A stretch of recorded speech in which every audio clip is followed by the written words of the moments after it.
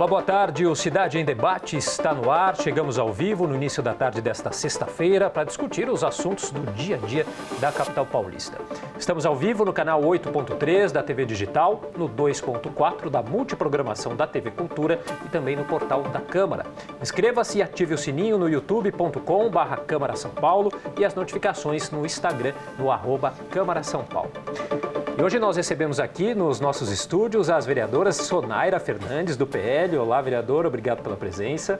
Eu que agradeço, boa tarde a todos, dizer que é uma grande alegria participar hoje aqui deste debate e parabenizar a Rede Câmara por esta abertura e por essa oportunidade.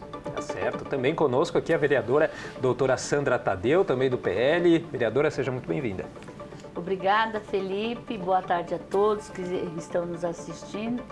É um prazer muito grande a gente estar aqui hoje, fazendo um debate, ainda mais com a minha amiga, vereadora Sonaira. Ambas do mesmo partido. Mesmo partido, é isso. E a gente começa falando sobre um tema feminicídio. Um estudo divulgado essa semana pelo governo federal mostra que 4 mulheres são assassinadas por dia no Brasil. A violência doméstica contra mulheres cresceu no ano passado. Esse número consta no mapa da segurança pública. Foram 648 tentativas de homicídio nesse período, o que representa aí um salto de 16% em relação a 2023. Bom, vereadoras, eu queria começar, inclusive, com a vereadora doutora Sandra Tadeu, porque a senhora é procuradora especial da mulher aqui na Câmara, né? Então, como que a senhora recebe um dado tão alarmante como esse? Bom, já há algum tempo a gente tem recebido esses... Mesmo antes de ter a procuradoria aqui na casa, a gente participou, esta casa fez 3 CPIs da violência contra a mulher. E se a gente olhar num contexto todo, nós temos a Lei Maria da Penha, várias políticas públicas aqui na cidade de São Paulo, leis que a gente fez aqui, algumas estão tramitando, e eu sempre digo isso. Eu não sei o porquê, onde estamos errando, que a gente não, eu falo até isso, a gente não consegue quebrar essa corrente do mal, porque as coisas continuam. As mulheres continuam sendo agredidas, as mulheres continuam sendo abusadas e o pior de tudo ainda, elas levam à morte, não é? Então, eu não sei mais o que fazer. A gente está sempre explicando, está sempre à disposição das mulheres que são vítimas do feminicídio, as mulheres são vítimas de agressão, que as mulheres, quando é agredida uma primeira vez, pode ter certeza que você vai ser agredida a segunda. E o que a gente vê muito? Que essas mulheres, muitas delas não querem fazer o BO, muitas vezes elas não procuram ajuda e muitas vezes acaba no feminicídio. Então isso é um dado alarmante, até para que a gente possa também endurecer essas leis. A gente agora, as pessoas que agridem ou matam, as mulheres não têm o direito da saidinha. Porque é muito ruim esse negócio de saidinha do presídio. E outra coisa, a gente tem casos que a gente sabe, no decorrer, que o cara está preso, ele acabou com a vida da mulher e ainda fica lá falando, olha, a hora que eu sair daqui eu vou te matar, entendeu? Então eu não sei, eu acho que temos que ter dentro do nosso Código Penal, tem que haver uma grande mudança, porque não dá o cara ficar o máximo preso 14 anos, aí ele vai para a cadeia, ele fica tão bonzinho que sai antes. E aí volta a acontecer várias vezes a mesma situação.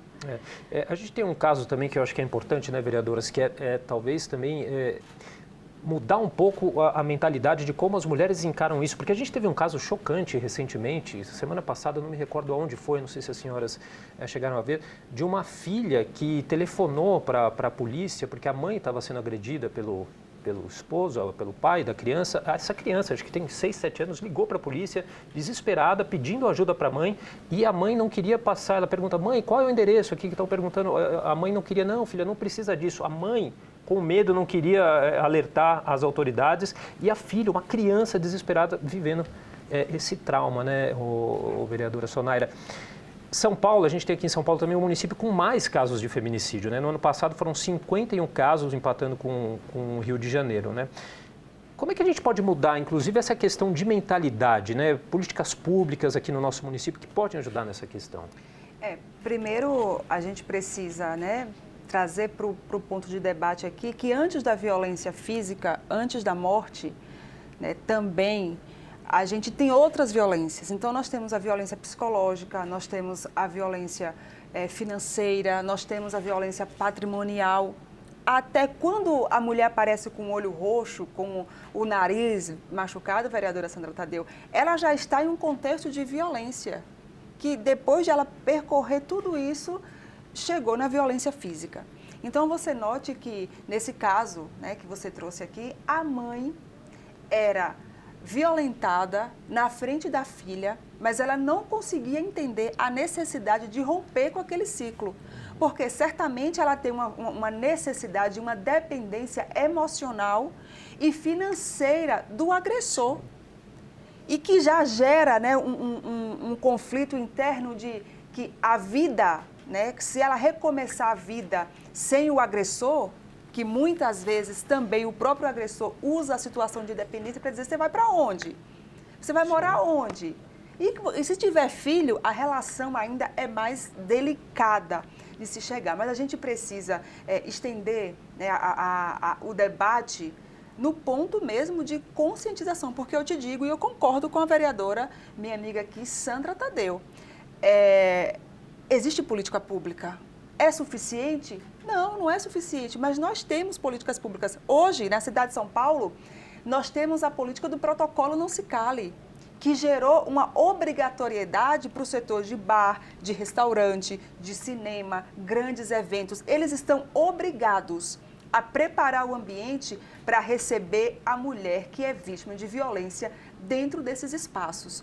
Hoje nós temos, né, a Patrulha Maria da Penha, hoje nós temos os canais de informação, mas às vezes a mulher que já está em um contexto de vulnerabilidade, a mulher que não trabalha porque o agressor não deixa ela trabalhar, a mulher que trabalha, mas mesmo assim sofre a violência psicológica. Se você contar para alguém: eu acabo com tua raça, eu vou matar o teu filho, eu vou matar a tua mãe. Então, nós precisamos atuar, e concordo de novo com a vereadora, quando ela diz aqui que nós precisamos de leis sérias, ou eu diria até que nós precisamos que se cumpram as leis que existem no nosso país acerca dos criminosos. Então, eu faço até aqui um desafio aos movimentos feministas que defendem as mulheres, para que comece uma campanha no Congresso Nacional para que estuprador, para que agressor de mulher, ele não progrida de regime e ele não tenha direito a sair de antes, porque ele vai sair e ele vai dizer: não tenho nada a perder. E ele volta a ser reincidente no mesmo crime que colocou ele lá. Então, veja, é um negócio que a gente não tem que inventar roda. A gente tem que fazer valer o que já está, o que nós já temos. E aí, gera um descrédito, porque a mulher, ela pensa, e eu te digo isso porque eu ouvia muito isso, Sandra, na Secretaria da Mulher. Ela falava: eu vou lá fazer denúncia? Eu vou na delegacia? Às vezes eu estou lá dentro da sala ainda sendo atendida e ele já foi embora. Aí ele está me esperando para me bater de novo. Porque o agressor saía primeiro do que ela. E ela fala: olha, então é um resgate, eu diria, de confiança. Da mulher chegar e falar assim: tá bom, eu vou vir aqui na Procuradoria da Câmara.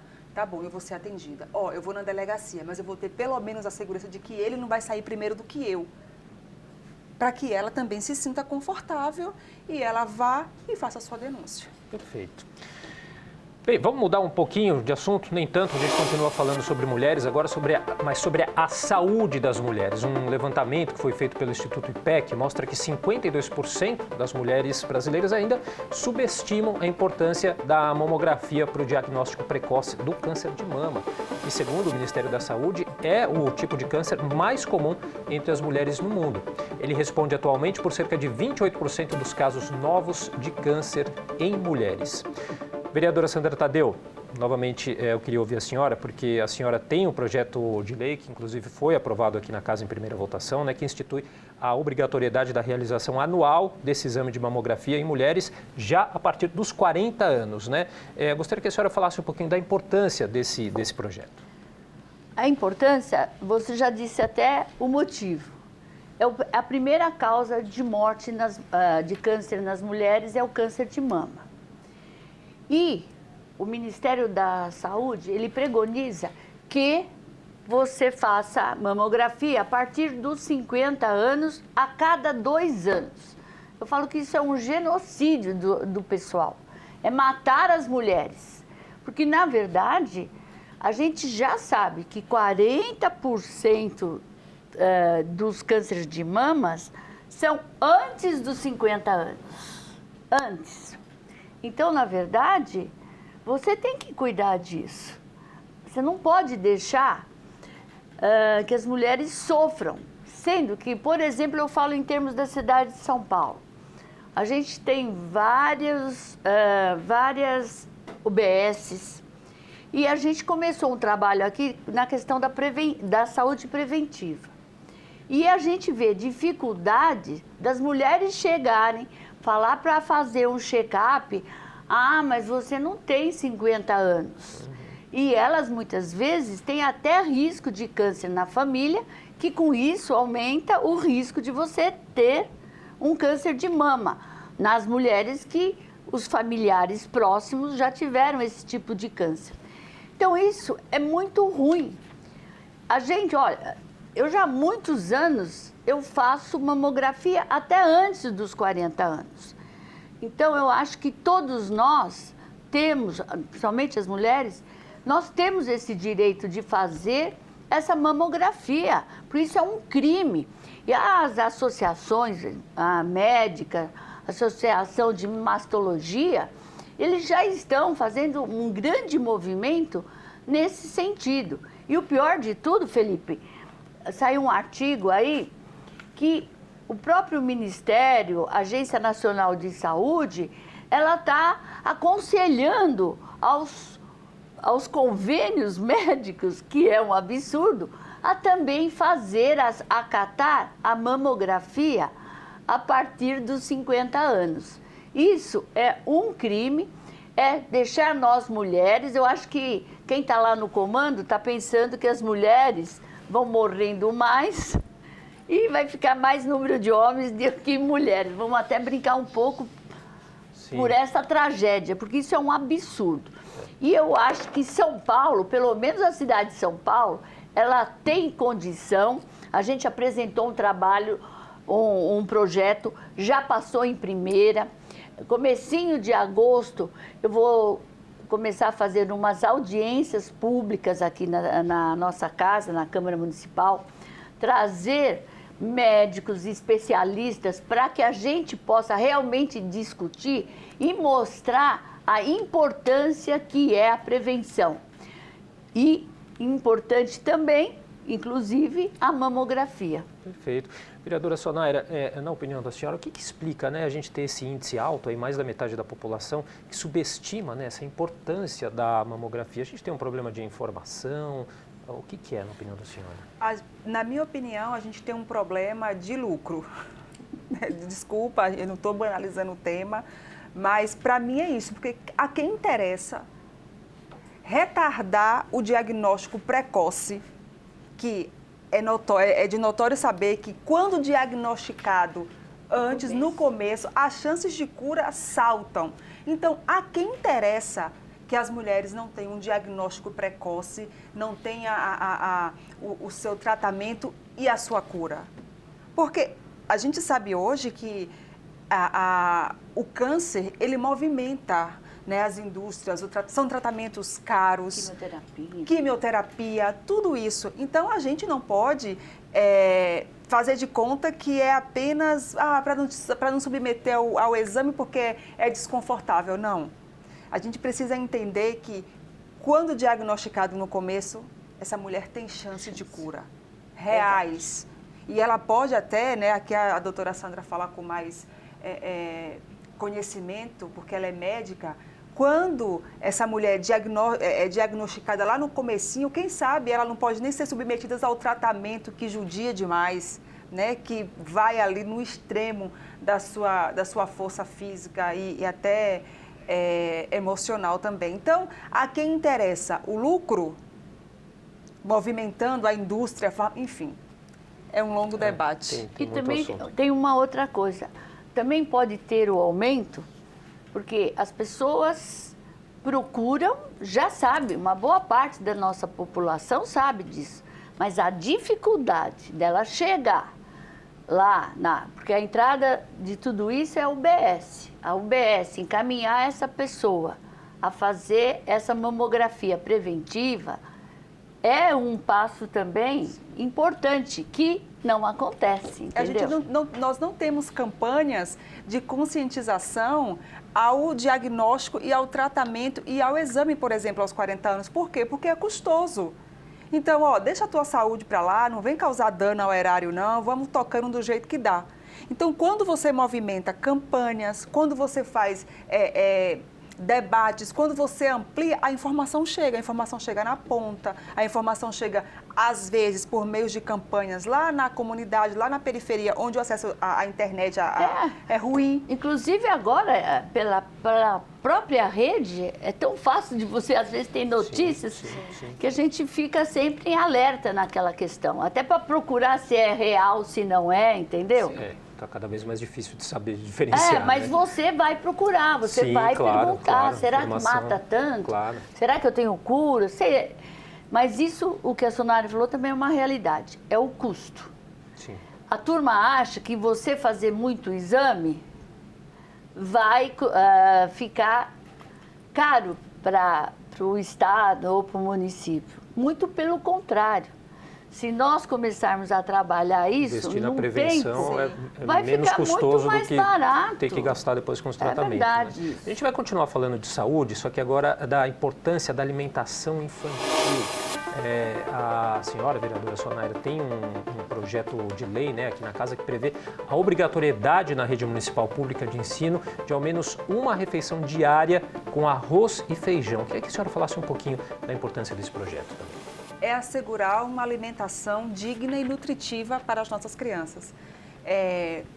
Tem muitas crianças na nossa cidade que esperam o momento de ir para a escola para fazer uma refeição equilibrada, uma refeição que o deixe nutrido. Tem crianças na nossa cidade que não tem arroz e feijão na sua casa todos os dias da semana. Muitos uma vez, 2 vezes na semana. E às vezes a alimentação digna que eles fazem é na escola. Então, a gente precisa assegurar que essa criança, no momento ali, que ele esteja na escola, primeiro, porque se você não está bem alimentado, você vai ter um déficit no aprendizado. Você tem um déficit na concentração. Você não vai render. A gente vai ter dificuldade de alfabetização, se for, né, o aluno ali na época de alfabetização. Então, a gente precisa garantir que, pelo menos, né, uma vez ao dia, durante todos os dias letivos, essa criança tenha direito a uma alimentação digna. E o arroz e feijão tem estudos comprovados de que é altamente nutritivo, né, de que fortalece. Então, nós precisamos garantir isso na cidade de São Paulo. Eu sei que nós temos aqui muitos programas de alimentação, inclusive durante as férias, a prefeitura faz a assistência alimentar para essas crianças, mas nós precisamos também garantir que dentro das nossas escolas as crianças tenham uma alimentação com alto potencial nutritivo. Pois doutora Sandra, claro que acho que a senhora concorda da importância dessa alimentação saudável, inclusive também no combate à obesidade, que também a gente tem esse problema da obesidade infantil, né? Eu acho, assim, muito importante, a gente está discutindo a alimentação da criança, tudo isso que a Sonária disse, mas também a nossa cidade, ela melhorou muito, porque antigamente a gente tinha essas alimentações semi-prontas, era muita salsicha, era uma briga danada que só serviam salsicha e tal. Hoje não. Hoje, por exemplo, tem escolas às 6, elas têm 4 refeições, ou às vezes chega até 5. É café da manhã, é lanchinho, é almoço. Tem algumas em período integral que vai até já sai jantada de casa. Que o ideal seria que todos os nossos alunos fossem um período integral. E eu tenho visto as escolas, Sonaira, que eu tenho visitado, algumas até com vidro. Parece que a cozinha é de um restaurante, onde você vê carne, você vê o arroz e o feijão, tem massa.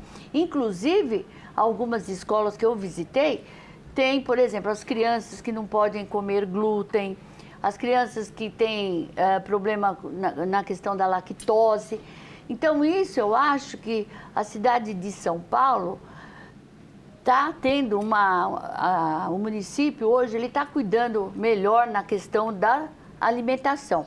Mas isso é muito importante para que a gente fique em cima, para que isso nunca caia, porque alimentação é tudo para as crianças. E como diz a Sonaira, a gente sabe que no nosso município as crianças vão para a escola para comer.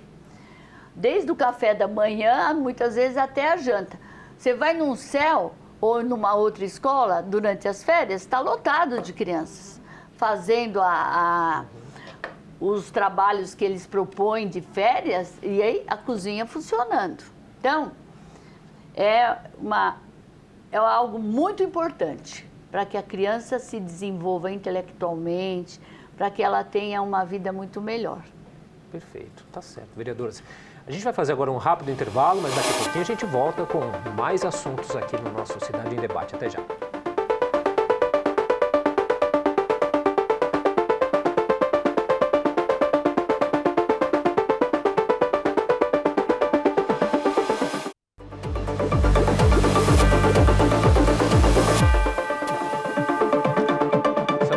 Com o programa Cidade em Debate, que hoje recebe as vereadoras Sonaira Fernandes e também a vereadora doutora Sandra Tadeu. A gente fala agora sobre a privatização das escolas públicas aqui em São Paulo, um assunto que também tem dado muita polêmica. A Prefeitura anunciou que pretende conceder à iniciativa privada a administração de novas escolas. A Secretaria Municipal de Educação, inclusive, defende uma concessão chamada de porteira fechada, onde as organizações sociais sem fins lucrativos farão toda a gestão dessas escolas concedidas, inclusive com a contratação de professores. Começar com a vereadora Sonaira, porque a senhora tem como uma das principais bandeiras aí defender um ensino sem ideologias, né? Como que a senhora vê essa questão? A senhora é contra, a favor a privatização de escolas e por quê?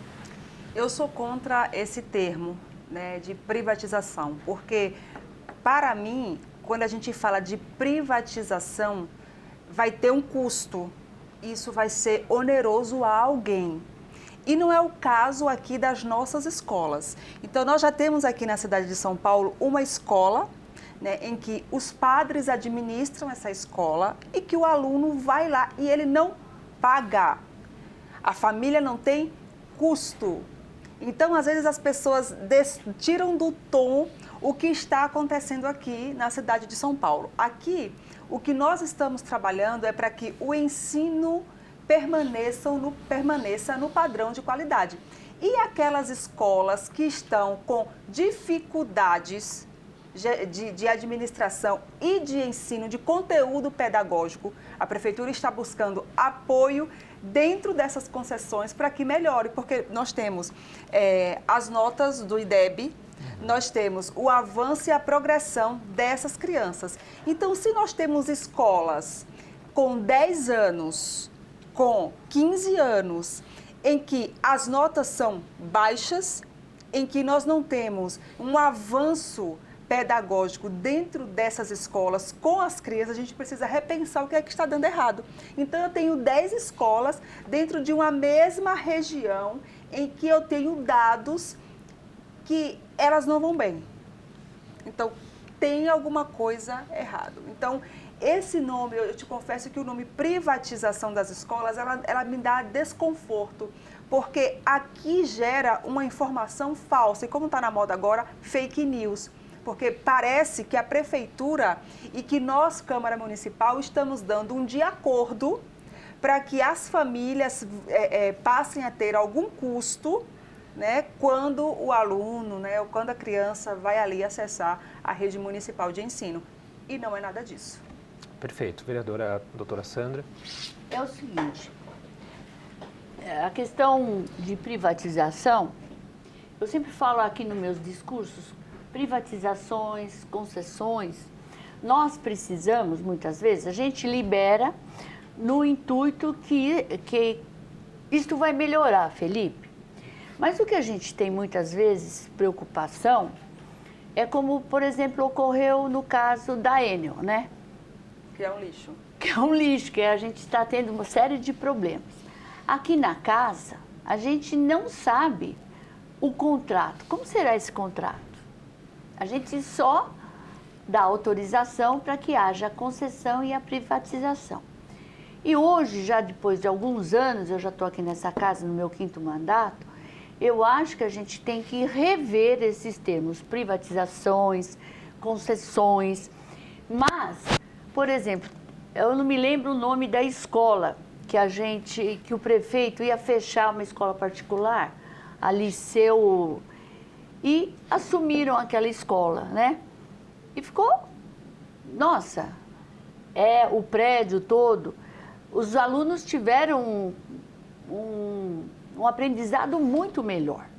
Então, a gente está vendo que aqui também na cidade de São Paulo, muitas escolas misturam as questões ideológicas, misturam vários assuntos e muitas vezes deixam de fazer o que tem que ser feito dentro de uma escola, que é ensinar, que é aprender a ler e escrever, é aprender matemática, aprender português, história. E a gente vê que algumas de nossas escolas está tendo problema, Sonaira, porque na verdade o orçamento é alto, a alimentação está sendo boa, as escolas que eu tenho visitado, você vê que tem ambiente agradável, não é escolas assim que estejam precariamente para dizer que a gente não aprende porque a criança não tem isso, aqui precisa de uma biblioteca, aqui precisa de equipamentos. Não. Eu acho que isso até é um teste, que eu acho que eu até vou, se vier esse projeto aqui, eu acho que é até um teste para a gente observar, pegar tipo um projeto piloto, olha, vou privatizar essas escolas aqui que estão com o pior índice. E vamos dar um tempo para ver se a gente recupera isso. Porque também acontece uma outra coisa. Dentro das nossas escolas, como dentro de toda a instituição pública, é muito complicado a questão de funcionários. Você pode até achar que aquele funcionário não é bom, mas ele está dentro de um regime que você muitas vezes não pode nem trocar esse funcionário por um outro. E nós não somos perfeitos. A gente sabe que várias pessoas têm dificuldades. E tem também, vereadora Sandra, a questão das militâncias, né? É isso aí, as ideologias. Que distorcem a informação. Então, a escola que a senhora falou é a escola Liceu Coração de Jesus. Então, às vezes, Felipe, o que acontece? A escola, ela tem uma dificuldade de manutenção da obra, né, do processo administrativo, mas ela tem um ensino de qualidade. Então, o que a prefeitura está dizendo é assim, você tem dificuldade de manter isso aqui, de pagar água, de pagar luz, você não consegue, mas o teu ensino é de qualidade. Eu vejo aqui, que as notas dos alunos são boas. É boa. Sim. Então, eu não quero que você feche. Vamos fazer uma parceria aqui, E aí, é exatamente isso. Só que aí existe, né, uma militância que tem interesse em distorcer, porque é isso, eles pegam uma classe de professores, por exemplo, né, de tudo que tem ali, e denominam como sendo deles. Um exemplo que eu vou trazer aqui, o que aconteceu agora com os diretores. A informação foi total distorcida. Não foi nada disso. Eles teriam sido afastados, total distorcida. Então, se falava até de perseguição da época, porque fizeram greve, e não foi nada disso. Então, você percebe que é um grupo que consegue conversar e eles querem continuar detendo aquele negócio ali, aí eles pegam, correm, e é o negócio que eu te digo. Quem tem a informação é quem tem o poder. Às vezes eles não têm informação, mas eles correm lá e plantam a informação do jeito que você quer, do jeito que eles querem. E só para deixar certinho, a informação, segundo a própria Prefeitura, é de que esses 25 diretores do ensino fundamental da rede municipal, eles vão passar até o final do ano por um programa de requalificação intensa, né? E que ao final desse processo, sem qualquer prejuízo salarial, poderão retornar às atividades. E o pior, Felipe, é que é assim, ó, eles não vão perder o vínculo com a comunidade escolar. Eles não vão ter substitutos lá. Agora, eu te digo, eu estou vereadora. Se eu acho que aqui para mim está confortável demais e eu acho que eu sou a única cabeça pensante da Câmara Municipal e eu acho que eu não tenho que me preparar, que me aperfeiçoar, de fazer um curso, de fazer alguma coisa, tem alguma coisa errada. Então, às vezes, você não pode achar que você... Estou aqui há 10 anos. Para que eu vou fazer nada disso? Por que eu vou perder meu tempo? Só também falo o seguinte, eu acho que isso não deveria ser só para esses 25. Essa requalificação deveria estar acontecendo para várias outras categorias. E não só esses 25 que estavam com um índice abaixo do esperado. Eu acho que é o que a Sonária falou. Se a gente não se aprimorar, eu ficar sentada na minha casa, estou bem confortável, eu já sou a diretora, eu já tenho isso, já tenho aquilo, já estou com salário, daqui a algum tempo eu vou me aposentar. Não, eu acho que hoje... A requalificação não é um demérito. Não é um demérito. Não é. E é o que a Sandra falou, essas escolas que foram selecionadas para que os diretores, né, participem desses cursos, são as escolas que tiveram notas baixas. Poxa, então tem alguma coisa que a gente precisa trazer para o tom. Aí a gente fica sendo xingado, que a gente é contra professor, que a gente é contra diretor, que a gente não gosta disso, daquilo. É uma construção de narrativa, que não é verdade. Perfeito. Vou partir para o nosso próximo assunto aqui, falar sobre essa febre que se criou dos bebês realistas, né, os chamados de bebês reborn, tem criado um problema, inclusive de saúde pública, né? Tanto aqui a Câmara Municipal, por meio de um projeto de lei da vereadora Sonaira, também como a Câmara dos Deputados apresentaram recentemente projetos de lei para proibir, acreditem, o atendimento de bebês reborn em hospitais públicos ou privados. Vereadora, enfim, eu queria que a senhora falasse sobre esse assunto, claro, inclusive sobre o seu projeto, porque a senhora decidiu apresentá-los. Tem pessoas levando bebês reborns aos hospitais, é isso? Olha, quando eu comecei a receber as notificações na minha rede, eu achei que se tratava de meme. Eu falei, nada, isso aqui é meme, não tem ninguém que leve isso aqui a sério. E aí depois começou outras fontes jornalísticas a postar. Eu falei, gente, tem uma coisa errada.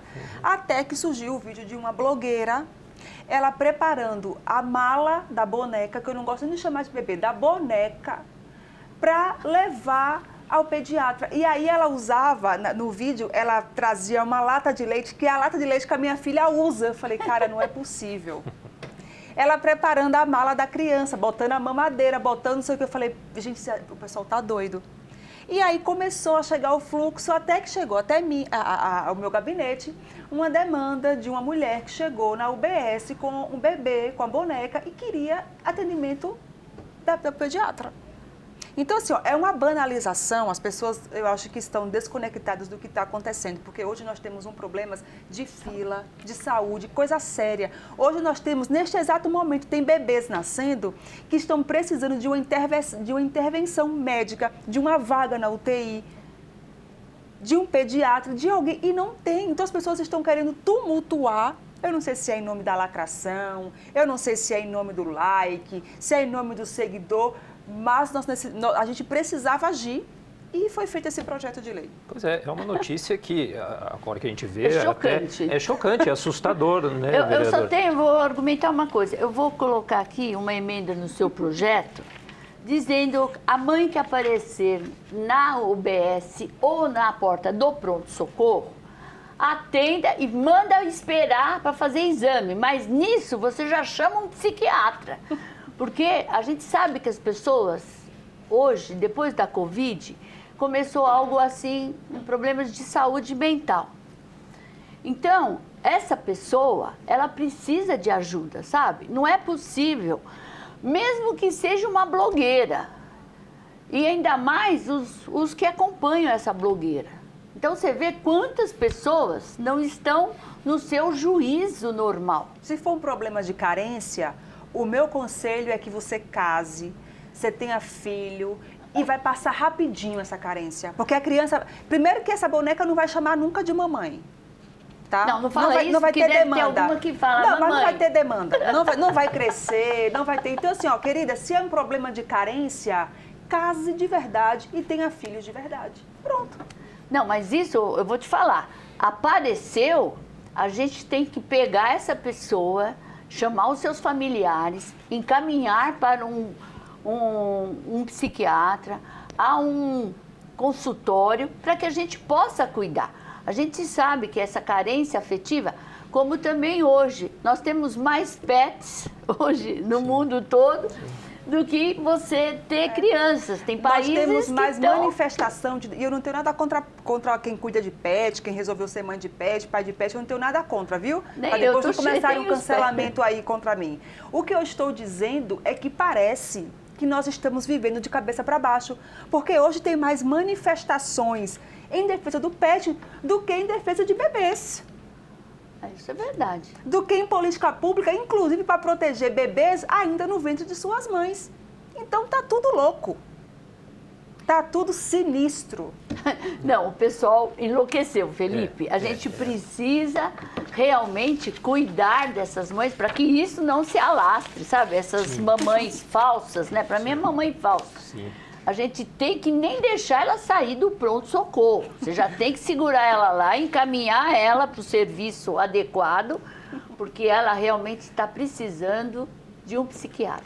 Tá certo, vereadora. Bom, infelizmente nosso tempo chegou ao final, mas eu queria agradecer demais a participação das senhoras aqui nesse bate-papo de assuntos sempre muito relevantes aqui para o nosso município. Muito obrigado.